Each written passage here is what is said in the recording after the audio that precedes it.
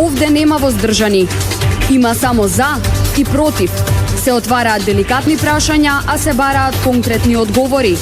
Кворум, политички магазин на радио Слободна Македонија.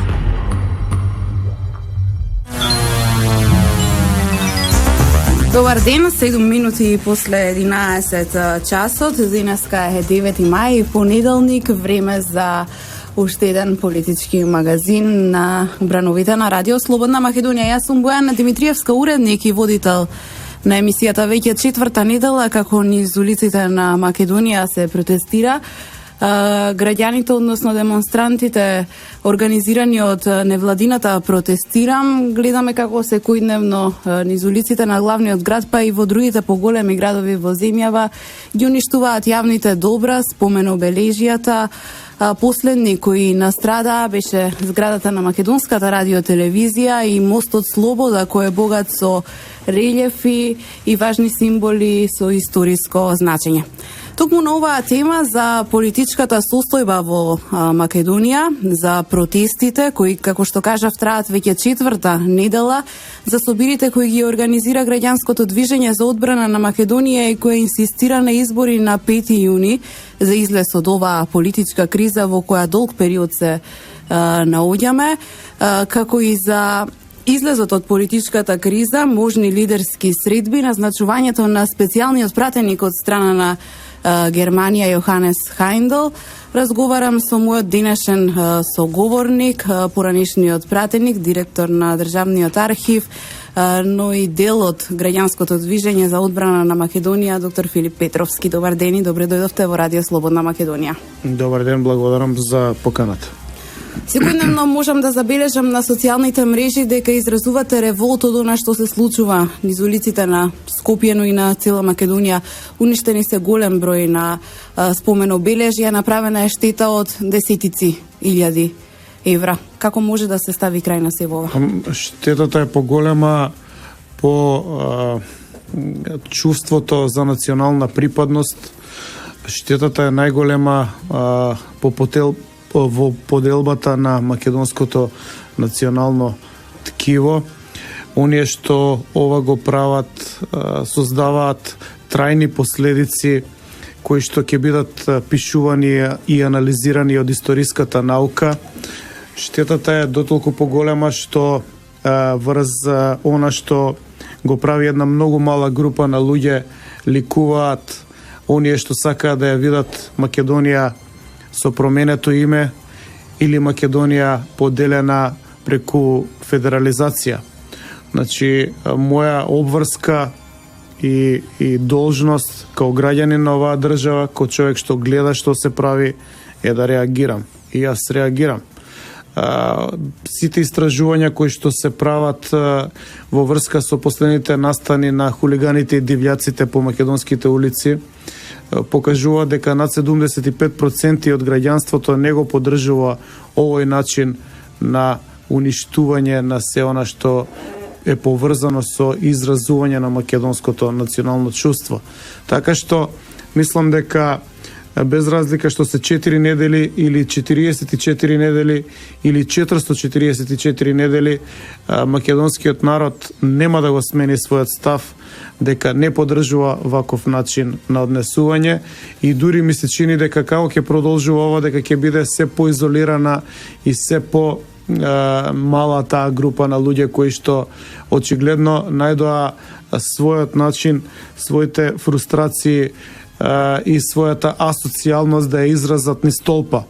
Ова се настани кои што ќе треба да ги проучуваат психолози и психијатри, а луѓето кои што ова го прават ќе треба да одговараат и ова нема никаква врска со демократија. Ова е тотална анархија и безредие и непочитување на закони на кои што мора да им се стави крај. Сето тоа го изразувам и на социјалните мрежи, јасно, гласно, не со лажен профил, не со сокриени намери, јасно, отворено и го изразувам на протестите, односно собирите на ГДОМ. Да, кажавме дека сте дел од граѓанското движење за одбрана на Македонија. Разговарате со граѓаните кога сте дел од тие собири. Каква атмосфера владее на тие собири и кој е ставот на граѓанското движење, се извинувам, за одбрана на Македонија во однос на целава оваа ситуација? Видовме вчера во Битола се поделија и боенки за вандалите, наместо да ги фарбаат спомен обележјата, да ја искористат својата креативност, барем тоа беше порака за од Битола. Каква е атмосферата, кое е чувството на народот, какви пораки се испраќаат на овие собири? Знаете што, оној што бара легитимитет од народот, тој сака да оди на избори. Оној што коленичи по странски амбасади, тој не сака да оди на избори. Тоа веќе и на малите деца им е јасно.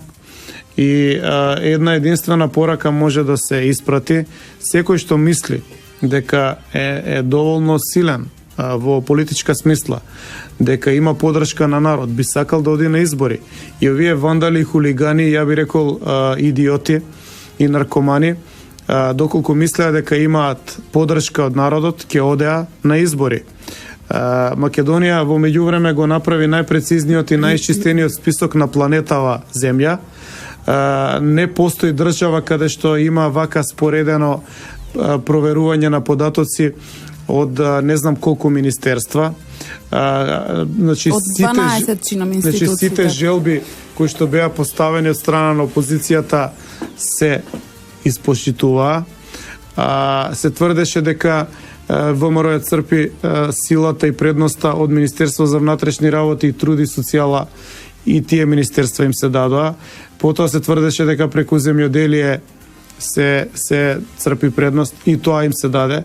7 месеци имаат воспоставено контрола, односно точно знаат што се случува, меѓутоа нити имаат поместување на рейтингот, нити некој виде дека тие кадри кои што ги предпоставија пред народот прават некаква разлика.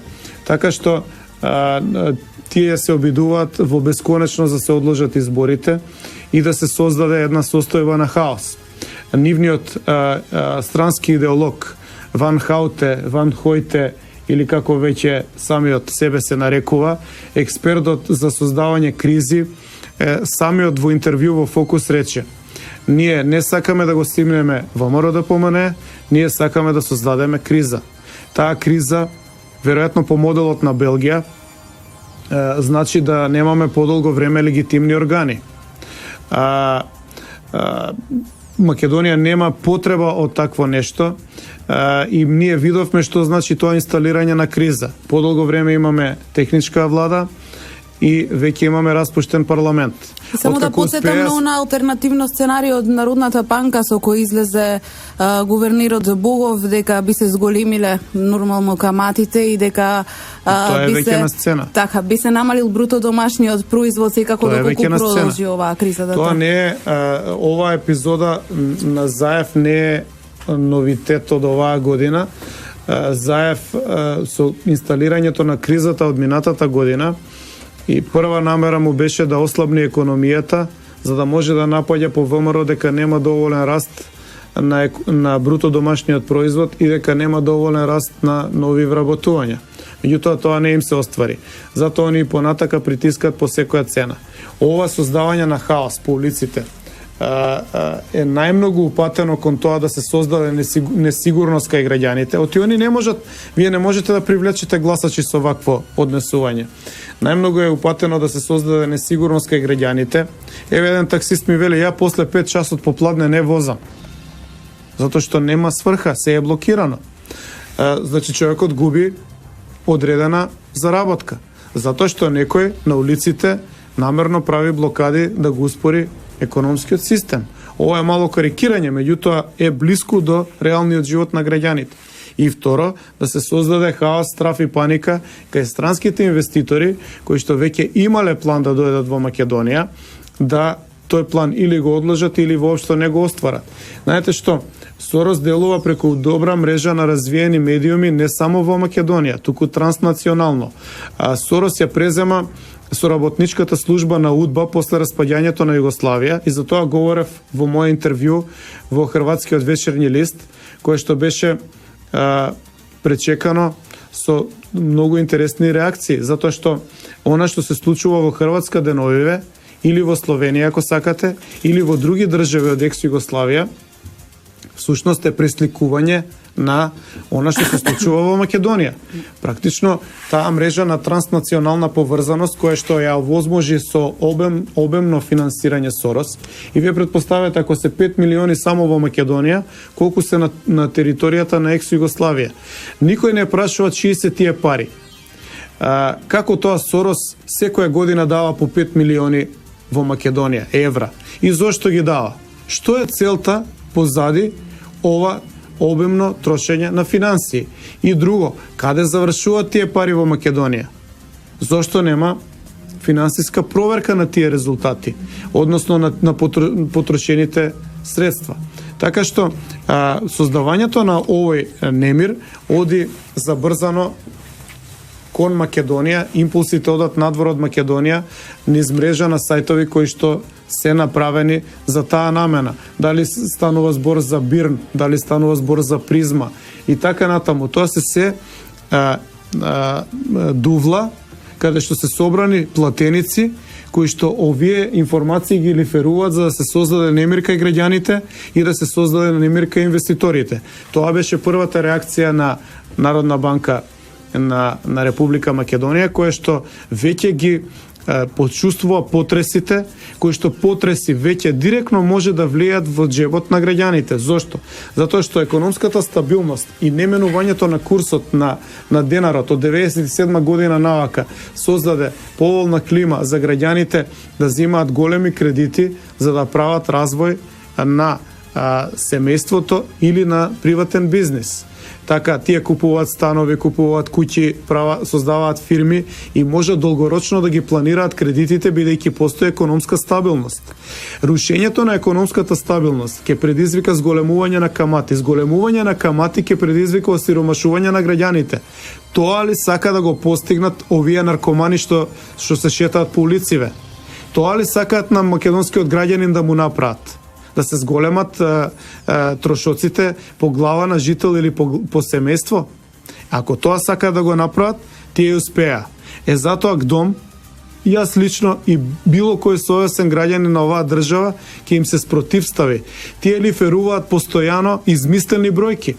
Прво беше дека се иселиле 600.000 луѓе од државата за 10 години, што се покажа како неточно, бидејќи Завод за статистика потврди дека се 80.000 во 25 години, што покажува дека за 20 пати ја зголемиле бројката, која што ако се провери според Завод за статистика, представува една нормална бројка, дури и статистички е помала во однос на околните држави. Бидејќи овдека не зависи од која е во влада процесот на флуктуација на население, туку зависи од традиционално насоченоста на Балкан кон одредени западни и далечни држави кои што ние го имаме во последните 200 години. Затоа постојат научни студии. И тоа не може да помине кај мене кој што ги знам овие работи, бидејќи сум работел во македонската дипломатија. Но може да помине ако се лиферува 30 сајтови кои што цело време зборуваат дека нема демократија, а ни еден од тие сајтови нема финансиска одговорност, дисциплина или проверка од каде му се изворите на финансирање. Така што прво беше 600.000 селени, после беше 500.000 фантоми и на крај беа кондурите пред влада, кои што јас ги видов пред 2 недели во Хрватска. Значи, од каталогот на Сорос и на Canvas или Blueprint for Revolution, која што американците му ја промовираа како не знам колку важна книга за ненасилно доаѓање на власт, ние можеме да видиме прво дека не се толку ненасилни и второ дека работат по точно предвиден каталог што кога ќе се прави. И истото тоа се прави со една обилна пропаганда да се дезавуира јавност. Но цела среќа што македонскиот народ има многу големо искуство со овој џган. Има искуство, ги има прочитано, знае кои се Борјан Јовановски, Геровски и другите, се извинувам што ги спомнувам, во секој момент со нив. Дуел, тука или каде сакаат, но не наместено, како што прави Телма, ме викаат на дуел со тројца противници и новинарот е на нивна страна, сакаат 4-1. Тоа покажува колку се всушност неспремни, а 1-1 одбиваат или феруваат информации на демонстрантите дека не успеале да ја направат местенката. Тоа ли се тие новинари кои што зборуваат дека нема слобода во Македонија? Значи, се прави една перверзија, едно извртување на реалноста, на кое што ние му кажавме стоп, доста е, и ќе му се спротивставиме. И оваа држава ќе ја одбраниме. Спомениците ќе ги исчистиме и ќе ги заштитиме, а срамот на нив ќе им остане. И треба да одговараат по закон кој што важи за сите и кој што нема врска со никаква недемократија. Затоа што ова не е политичко делување, ова е хулиганство и варварство. Господине Петровски, тука ќе направиме една кратка пауза за реклами и секако ќе останеме на поврзаноста на мрежата на Сорос и Социјалдемократскиот сојуз. Верувам дека и нашите слушатели имаат голем дел на прашања и јас ќе се обидам да ви ги поставам тие прашања од оние дилеми барем кои што гледам дека се поставуваат на социјалните мрежи. Почитувани, останете со нас, за кратко сме назад повторно во студиото. Кворум, политички магазин на радио Слободна Македонија. Така е, повторно сме назад во студиото на Радио Слободна Македонија. Го слушате политичкиот магазин Кворум. Мало подсетување за оние кои подоцна се вклучија. Мој денешен соговорник е директорот на Државниот архив, поранешен пратеник и дел од граѓанското движење за одбрана на Македонија, господинот Филип Петровски. Господине Петровски, пред малку зборувавме за онаа мрежа на Сорос и за опозицијата. Дали свесно или несвесно социјалдемократите влегоа во мрежата на Сорос со оглед на вашите тврдења кои пред малку ги изнесовте? Зарем таму нема патриоти, зарем таму луѓето не си ја сакаат својата држава? Нема. На што го темелите овој ваш став? Зборувам за врвот на СДСМ. Инаку има многу честни инволвирани политички луѓе во Македонија и лево и десно. Во врвот на СДСМ нема. На што го темелам? 96-та година се направи gerrymandering, или на македонски преведено прекројување на општинската граница на Тетово. Тетово стана албански град. До тогаш не беше. Многумина го забораваат тоа. До 96-та година имаше македонец градоначалник Тетово. Кога тоа помина, 2004 година направија gerrymandering со Кичево и со Струга. Едното помина веднаш, Струга, а Кичево беше одложено. Од 90-та година до сега, 25 години, СДСМ континуирано ја продава Западна Македонија. И тоа треба да се каже јасно и гласно.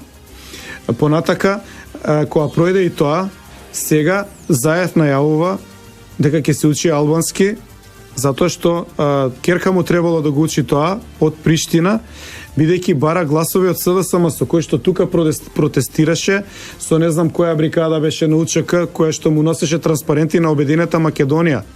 Јас не знам дали тоа може да се подведе под патриотизам.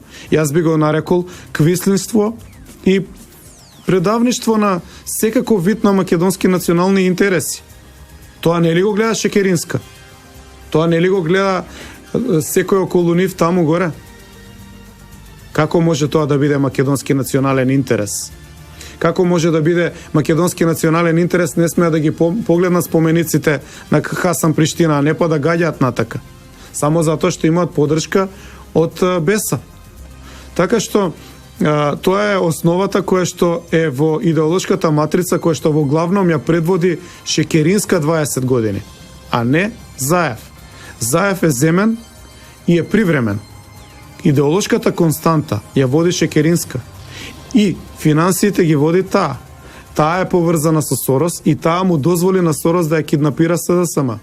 Зошто? Затоа што Сорос дава по 5 милиони евра годишно на организации која што таа ги избира, на луѓе кои што таа ги поставува и кои што операции таа ги команда. Во таа насока е многу интересно што Шекеринска е секогаш дел од раководството на Социјалдемократскиот сојуз. Точно е. Без разлика дали е лидер или заменик. Затоа што Шекеринска е представник на таа финансиска структура и никој не може неа да ја помести. И Шекеринска е таа која што ликува, која што мисли дека завршила работа. Имаме ние информации, ги знаеме луѓето по градов. Таа ликува дека е завршила работата со уништување на јавните добра и со уништување на се она што е македонско. Некој треба да ја каже дека знае ме што прават. И ги гледаме. Како еден од креаторите на политиките на СДСМ го спомнавте Ван Хауте, Еве Утрова баш се огласил на Facebook додека траеше паузата, имав можност да го прочитам неговиот статус, вели тишина, разговараме, но не им кажувајте на граѓаните што помалку знаат, толку подобро, напиша на Твитер профилот белгискиот експерт Питер Ван Хауте. Политика и уметност на тајните преговори, пишува тој, нели во негов препознатлив стил, пораката со која алудира дека во земјава се водат некакви тајни преговори за решавање на политичката криза. Дали може би мисли на преговорите на Заев за да ги добие разговорите од тајните служби? Дали може би мисли на разговорите на Шекеринска со амбасадорите? Не знам на што мисли Ван Хауте. Во секој случај неговото медијаторство се покажа како дивизивно, значи присуството негово донесе поголеми поделби отколку што ги сближи луѓето. Со тоа што се стави на страна на СДСМ, тој само допринесе тие да ги зацврснат нивните нелогични и неполитички ставови. Овде како се бараше според Пржинскиот договор да се исчисти списокот и да се оди на избори, да се повлече Груевски од премиерската позиција, да влезат тие во владата, сите работи беа исполнети. Меѓутоа избори нема. Значи, не гледам во што беше уметноста на неговото преговарање и со што тој ни помогна. И со неговите изјави кои што ги дава секојдневно, предпоставувам во својство на советник на СДСМ или на Шекеринска, веројатно тој се обидува да ја продлабочи кризата, бидејќи со неговото присуство тој никогаш не направи да се приближат ставовите. Германскиот шеф на дипломатијата Штајнмајер назначува специјален пратеник за Република Македонија. Станува збор за Јоханес Хајндел, поранешен новинар, дипломат и од 2015 година германски амбасадор во Австрија. Дали може да го очекуваме новиот Ван Хауте? Ова беше нужен потек од проста причина што Орав, Бейли и Герет се длабоко влезени во кризата со личен ангажман кој што е надвор од дипломатското делување. Се надевам дека не бев цензуриран, бидејќи во една македонска телевизија споменувањето на Джес Бейли беше цензурирано и забрането надвор од она што ми го предвидува Уставот како слобода на говор и изразување. Така што ќе потсетам дека овие тројца се длабоко влезени, не политички, не дипломатски, туку навивачки и ја продлабочуваат кризата. Ако Германија го увидела тоа што они го прават, убеден сум дека го увиделе, ова е најверојатно доведување на нов човек кој што може работите да ги тргне од почеток, односно од нула, и се надевам дека тој за разлика од нив ќе покаже поголема мудрост и по дипломатско делување и може да помогне. Оптимист се. Секој е добре дојден да помогне, меѓутоа не на недипломатскиот начин и разуздано делување како што тоа го прават овие тројца. Интересно е што и Штајнмајер пред да го назначи специјалниот пратеник за Република Македонија го изнесе својот став во однос на кризата во нашава земја, повика нели на разум кај политичарите и решавање на излез од кризата, но исто така неговиот став е и да има избори што поскоро и дека не смеат да се одложуваат изборите. Знаете што, во моментов имаме влада со намален капацитет, бидејќи е техничка, немаме парламент. А соросоидите не случајно удираат на Иванов и бараат оставка. Значи, сакаат сосема да ја обезглават државата и да не внесат во хаос. Во тој хаос ќе се роди некој друг поредок.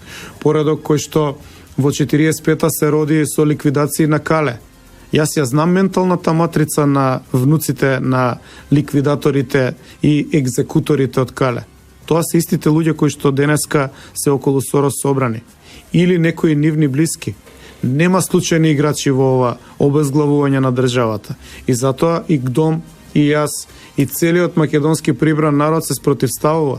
И тоа се спротивставува многу мудро, затоа што може да им излезе на улиците да им подели шамари да не излезат уште еднаш.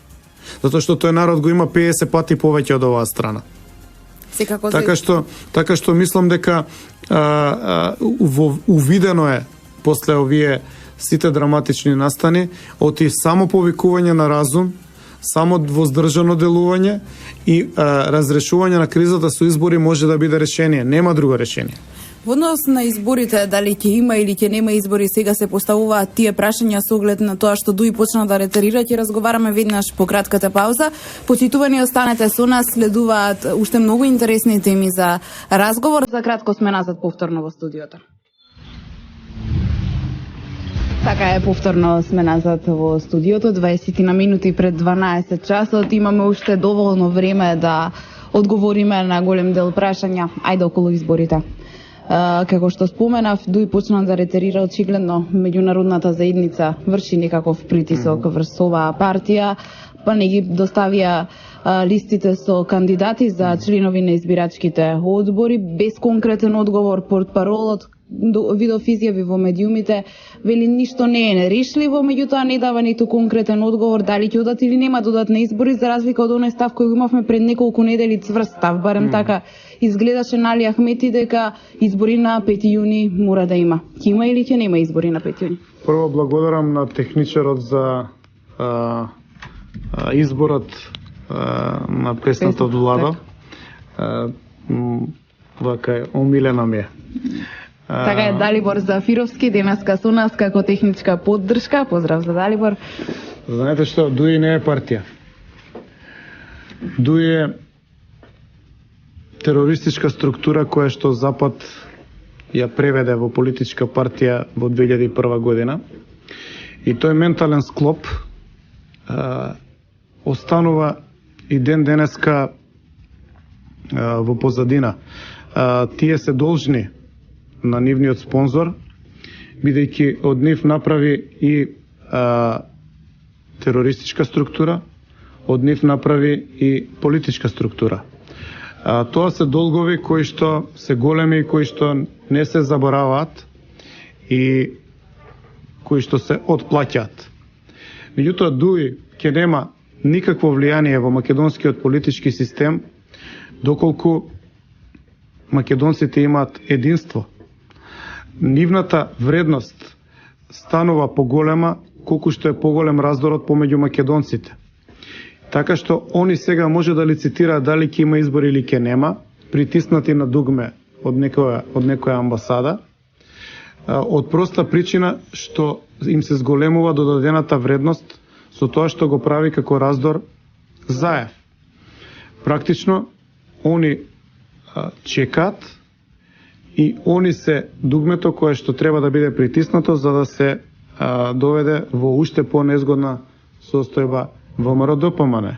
Меѓутоа мислам дека лошо ги направиле пресметките оние аналитичари кои што не се македонци, а кои што нити државјани на Македонија, значи не зборам за ДУИ, аналитичари кои што на нив им ги даваат инструкциите како да делуваат, оти работат исклучиво против интересите на македонскиот народ, а како што реков, македонскиот народ има изразен инстинкт што му се случува, кој ги води операциите и што треба да биде инсталирано и против кои интереси. Така што да не се на крај случаи да сите они имаат многу помала поддршка заедно од ВМРО ДПМН. Смитате на албанските партии, така и на СДСМ заедно. Може ли да дојде мислам до дека и некој... СДСМ и албанските партии на крај може да имаат помалку гласови од ВМРО ДПМН. Може ли да дојде до некоја нова коалиција во која би влегле СДСМ, ДУИ и ДП? Па на таа коалиција на 23 февруари работеше господинот Джес Бейли. Френетично, вложено, посветено за да го урне датумот од 24 април, меѓутоа не му излегува бројките.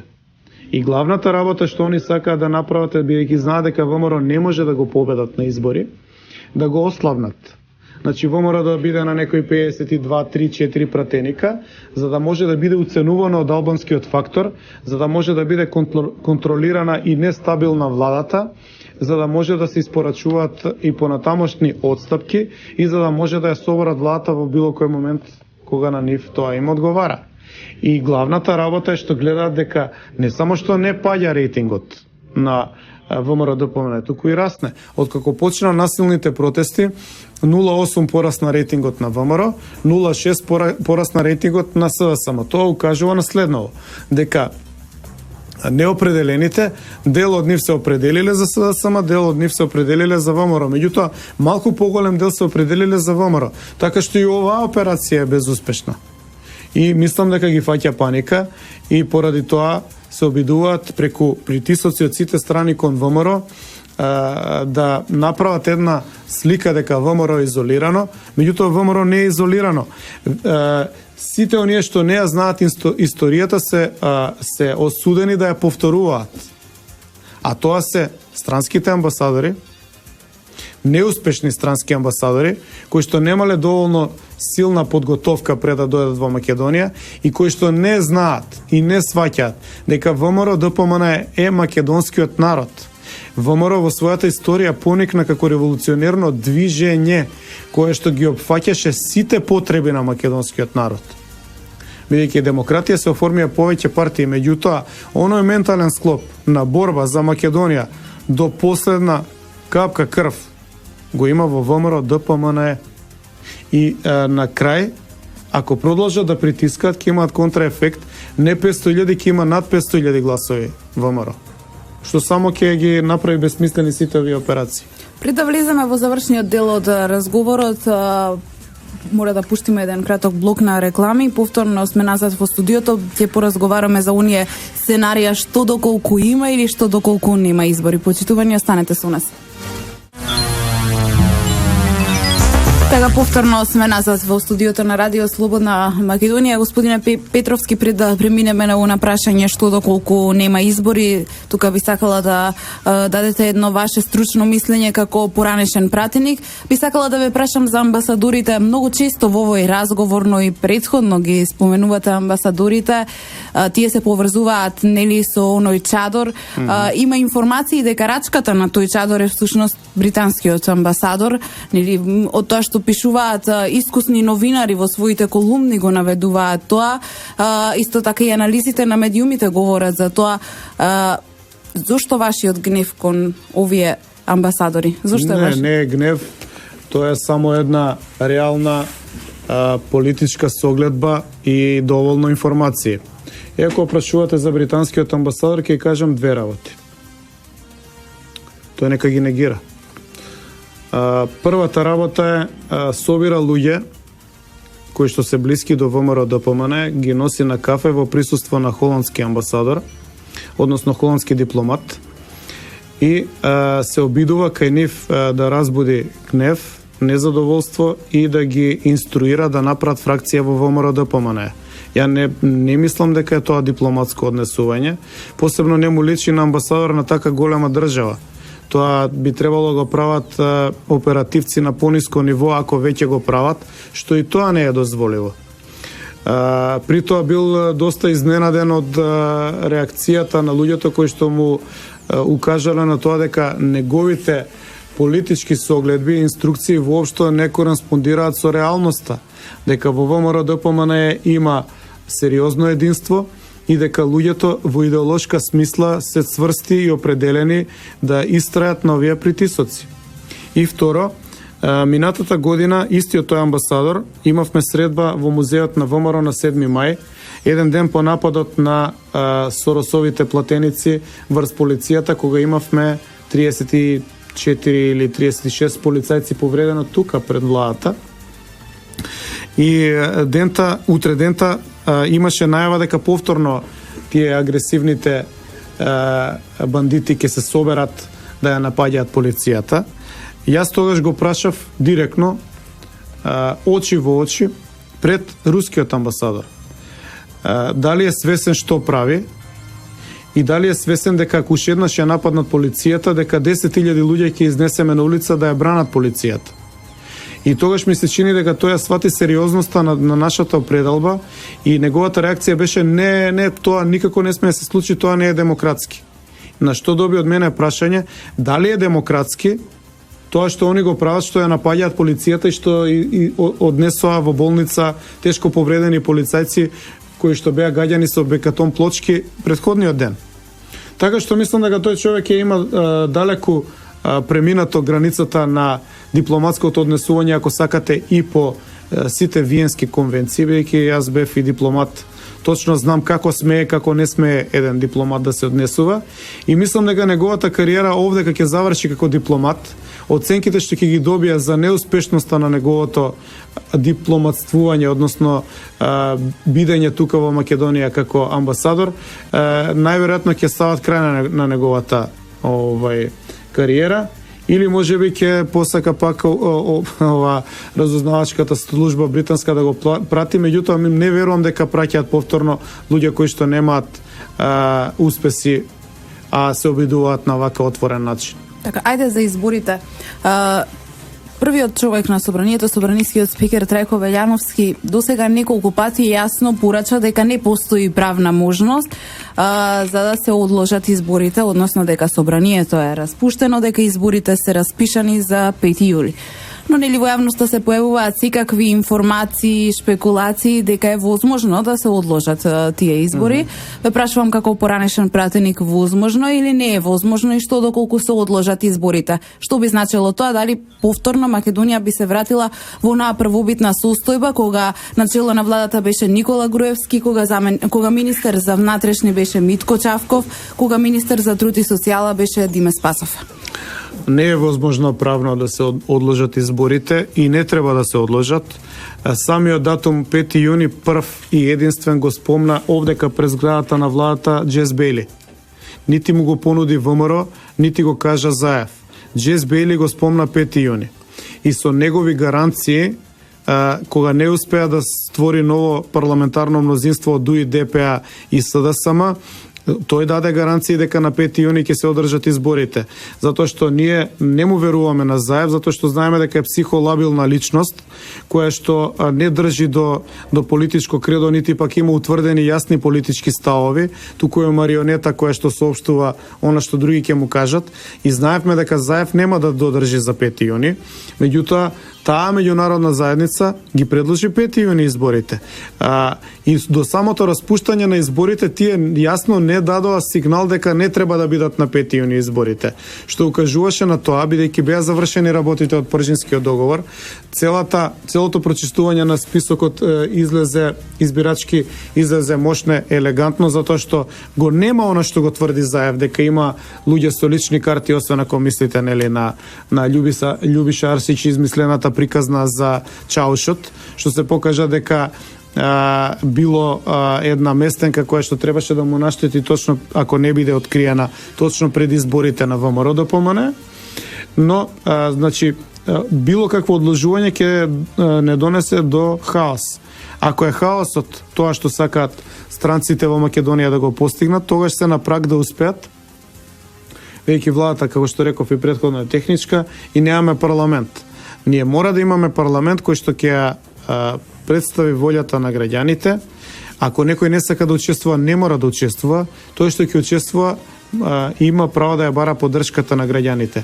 Таа пресликана поддршка се преточува после во влада. Владата тогаш има полн легитимитет да одлучува, односно да го спроведува буџетот и програмите, што значи дека ќе има стабилни плати и социјални трансфери. Во спротивно може да се доведе во опасност и буџетот и да се закочи целиот финансиски трансфер во државата по сите основи. Што значи дека ако им е тоа целта им е многу опасна. Одложувањето на изборите ќе биде понатамошно усложнување на економската состојба која што почнува да се влошува, бидејќи било која економија да е по вакви политички притисоци од 2 години ќе покаже да знаци на издишување.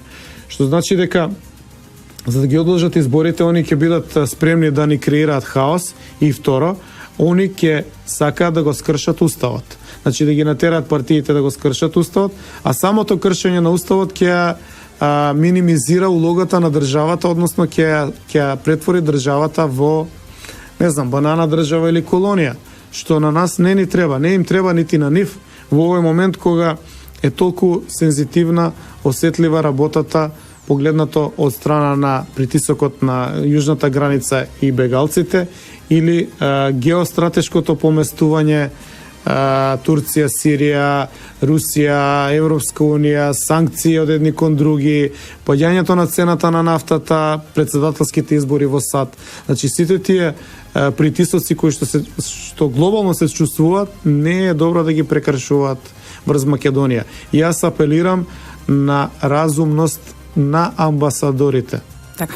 Господине Петровски, тука мора да ја завршиме оваа емисија. Јас ви благодарам за вашето гостување и за оваа анализа која направивме. Се надевам дека одговоривме на голем дел од прашањата кои ги имаат нашите слушатели, сика кои ги интересираат јавноста. Денеска е 9 мај, понеделник, 2016 година. Јас сум Бојана Димитриевска, уредник и водител на политичкиот магазин Кворум, кој е во продукција на Радио Слободна Македонија, техничка реализација Далибор Зафировски и Никола Давчев. Се слушаме повторно за 7 дена. Имајте пријатен ден. Овде нема воздржани. Има само за и против. Се отвараат деликатни прашања, а се бараат конкретни одговори. Кворум, политички магазин на Радио Слободна Македонија.